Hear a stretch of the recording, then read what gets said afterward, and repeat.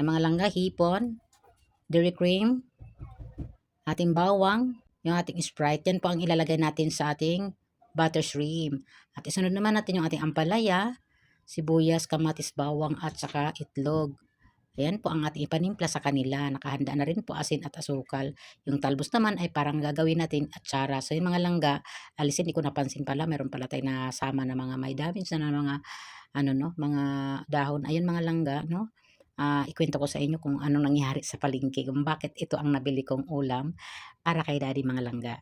Hello mga langga, magluluto nga pala ako ng butter shrimp. So yun mga langga, lulutuan natin si daddy na masarap na ulam. Kasi alam nyo ba mga langga, nung nasa palengke kami, nagtatanungan kami ni daddy kung ano bang ulam natin. Sabi ko sa kanya, ano bang ulam, ikaw naman ang mag-isip. Sabi niya sa akin, bahala ka na, basta yung pwede mong kainin, pwede mong ulamin. Kasi kung ako ang magsabi kung ano o gusto kong ulam, baka mamaya hindi mo makain.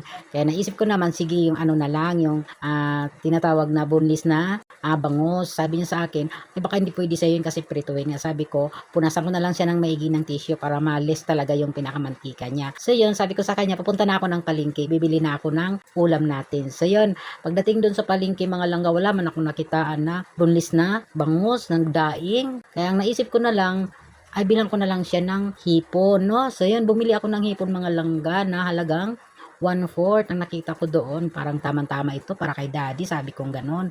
Kaya ayun, pagdating doon, natawa siya kasi nga, ba't daw ayun ang binili ko? Sabi ko, wala akong makita ang bangos para sa'yo. Sabi, bumili na lang din ako para sa akin kasi din na ang palaya. Lagyan ko na lang ng egg. At least mayroon din ako. So yun mga langga, nagluto ako sa kanya ngayon ng butter shrimp. Ayun, naisip ko na lang, ganun na lang ang luto kong gawin para ay masarap pa naman si daddy. So yun, nagisa-gisa na tayo dyan, ano, naglagay na tayo ng butter shrimp at naglalagay na rin ako dyan ng Sprite. Yun na lang ang pinakasabaw natin gagawin mga langka para mas masarap at malasa at matanggal yung kanyang lansa.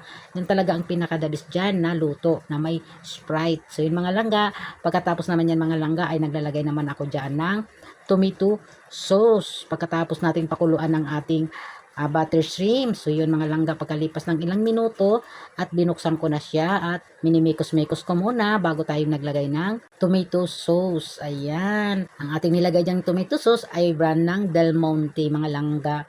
So yun, naglagay tayo dyan ang isang sachet na maliit lang mga langga. 200 grams ba yun? Mga ganun mga langga maliit.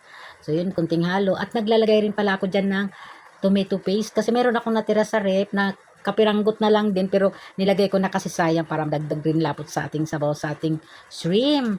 So yun, ayan mga langga, nakikita nyo mga langga yan. Del Monte yung ating gamit. So yun, nag-add ulit ako dyan pagkatapos ko maghalo no, ng yung ng tomato paste na maliit na lang konti. Sayang din. Ayan, para dagdag lapot ang ating luto mga langga. So yun, hindi alam ni daddy mga langga na yun ang gagawin kong pagluto ng kanyang shrimp. So yun, nagdagdag na naman ako dyan ng isa pang pampalapot ng ating ulam. Yung oyster sauce, mamasitas mga langga, ano. So yun, konting halo. Ayan ang ginagawa ko mga langga. So yun, pagkatapos nyan, ay naglalagay tayo ng kaunting soy sauce. Konti lang mga langga para ay dagdag alat sa ating ulam.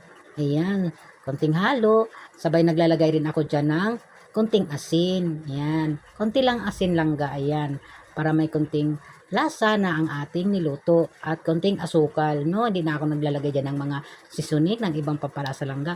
Asukal lang sapat na, no? Kahit na si daddy ang mag-uulam, iniingatan ko rin yung kalusugan ni daddy. Bawi na lang siya sa labas pag nagtatrabaho siya. Iba naman yung luto niya doon nakakainin kasi hindi naman siya nagbabaon mga langga. Sa labas na siya kumakain, saka sa trabaho na kasi libre naman sila ng pagkain. So yun mga langga, inalo ko na at maglalagay tayo dyan ng ano mga langga, munti ko na makalimutan mga langga pagkatapos ko tumikim. Naalala ko mga langga, maglalagay pala ako dyan ng pamintang pino. Wala pala akong nailagay dyan. Ayan, siyempre ang pamintang pino ay kailangan nating lagyan para ay sa kanyang pang ano no, ang anghang ng konti. Ayan, masarap, mabango sa ating niluto. Ayan mga langga, ayan, nalagay ko na no yung ating Boston na paminta. Ang sarap mga langga. Alam nyo ba na habang kumakain si daddy niya ng ulam niya ay nagkakamay na siya kasi nga nakita ko sa kanya ay nasarapan siya sa aking timplada ng ating butter shrimp. Ayan. Ang sarap daw kasi manamis-tamis ng konti. Kaya naman ay paminsan-minsan din talaga no, lutuan natin yung mister natin ng masarap mga langga. Ngayon. So andito na naman tayo sa ating pangalawang lulutuin na ating gulay na ampalaya mga langga. Sa akin naman ito. Ayan, umpisa na natin ay maglagay tayo ng ating mantika. At painitin muna natin dahil medyo kalalagay lang natin sa ating mantika at maglagay na tayo ng ating bawang. Yan, konting halo at sumunod naman ay ating sibuyas. Sunod naman ay ang ating kamatis. Ayan mga langga. Konting halo lang din at ilalagay naman natin ang ating ampalaya. Yan, ang ampalaya natin mga langga, isang piraso lang yan. Ay para kaya ko namang ubusin lamang dahil ako lang po ang kakain yan. Ayan mga langga, konting halo-halo lang din. Sabay takpan muna natin para ay siya maluto. Ayan, takpan natin saglit lamang mga langga. Pagkalipas noon ay maglalagay na tayo ng ating asin, konting asin lang mga langga at asukal. Yan, balance sa ating asin. Ayan. Pagkatapos niyan ay sunod naman natin yung ating paminta. Yan, konting halo para mag-mix yung ating nilagay na mga panlasa, pampalasa. Ayun mga langga, pagkatapos niyan ay maglalagay naman tayo ng ating takip. Ayan mga langga, takpan muna natin siya. Ayan. Pagkalipas ng ilang minuto ay isusunod naman natin yung ating itlog na ating binatil mga langga. So yun, halo muna natin ng konti. Sabay ilagay na natin yung ating itlog mga langga. Yan. Kailangan lang dahan-dahan lang para pantay yung ating paglagay sa ating itlog sa ating gulay. Ang palaya. Ayan. Ganyan lang ang ginagawa ko mga langga. Pagkatapos takpan natin. Ayun. Pagkalipas ng ilang minuto, pagtakip ay babalikan naman natin siya langga. Pwede na natin siyang haluin. Ayan.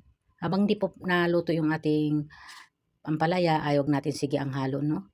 Madalang lang ang paghahalo natin para hindi naman siya ay mag-ibang kanyang magiging mapait. Pero yung binili kong ampalaya ay hindi po siya mapait. So yun, ilagay na natin sa ating mangkok na ating lalagyan. Yan. Masarap yan mga langga dahil isang peraso lang. Mas masarap lutuin ang gulay pag kaunti lang. So yun, magkatapos ng mga langga, isusunod naman natin yung ating talbos. Magpakulo tayo ng tubig. Takpan natin. Papakulo tayo ng ilang minuto. Pagkatapos niyan, ay ilalagay naman natin yung ating talbos. Ayan. So yun, nakikita na natin na hindi na nagpa-fog yung ating takip ng ating kaldero. Ayan, malinaw na. Ibig sabihin yun, kulong-kulo na ang ating tubig, no? So ilagay na natin yung ating talbos. Ayan. Masarap yan mga langga, pang padagdag sa ating dugo. Ayan, masustansya ang talbos. Ayan. So, konting halo lang din para mag-mix at pantay ang pagkakaluto ng ating talbos. Nasa inyo na po yan kung lutuin nyo ng husto o katamtaman lang. Dahil yan po ang gagawin natin ay atsara. Ang gagawin natin dyan. Ayan. So, nakahanda na po yung akin dyang mangkok na may lagay na ng sibuyas at kamatis. Ang ititimpla lang po natin dyan ay suka lamang at asin at konti asukal. Ayan. So, para po hindi po masasayang yung sustansya niya, kasabihan nga po, ang sustansya daw ng gulay ay napupunta sa tubig. So, ang gagawin naman natin ng tubig niya, yung sabaw niya, ayun ang gawin ko ng juice, yung tubig ko mamaya. Pagkatapos ko kumain, yan ang iinumin ko. Tamang-tama ay malamig na rin yung ating isinabaw sa ating talbos, no? So, yun, luto na siya mga langga, ay ilalagay naman natin sa ating mangkok. Ayan. So, wala pong nasasayang sa kanya dahil pati sabaw po ay iinumin natin yan. So, yun. So, ayan, pakita ko sa inyo yung ating mangkok, no? May laman na po yung kamatis at sibuyas. Ayan, mga langga. Tingnan nyo na lang. Ayan, oh. Yan, nakikita nyo na mga langga. So, pagkatapos nyan, ay luto na ang ating tatlong klaseng uulamin, no? So, ayan. Sa akin din yan, pero nasa kay daddy, kung makikiulam din si daddy dyan sa gulay dahil para naman talaga din yan sa aming dalawa. Ayan, mga langga. Naglagay lang ako dyan ng suka at asin, konting asin, at konting asukal. So, ayan, nilagay ko na. Pagkatapos niyan ay konting mekos-mekos lang para mag-mix yung ating itinimpla sa ating atsarang talbos ng kamote. Ayan, ang sarap langga. Namumula yung ating sabaw ng ating atsara. Yan mga langga. Kaunti lang po yan langga. Kaya nakikita nyo na sa mangkok lang. Ibig sabihin nyo, madali lang siyang maubos. Walang matitira. Ayan. Sarap magluto na pag alam natin tayo lang, ay tansyahin natin yung ating gagawin para wala pong masasayang. So, yun mga langga. Ayan. So, sa mga nanonood sa aking mga videos, shout out po sa inyo at maraming salamat sa inyong pagsubaybay ng aking mga vlog. So, sana ay huwag kayo magsawa sa aking mga vlog, mga langga o mga idol, loads. So, yan, luto ng mga langga, oh. Kain tayo. Ayan na. Guys, ang sarap ng ulam ni Papa, oh. Kain. Sa akin, ito lang. Saka to. Pero pwede si Papa dyan. Pwede rin si Papa dyan. Ako lang, hindi ako pwede dyan. Kain tayo mga langga. Kunti lang yung ating kanin. May paksiw akong natira dito. Ayan. Ayan. Sarap. Kain tayo. Ito na. Alas 12 na. Kaya kain na tayo.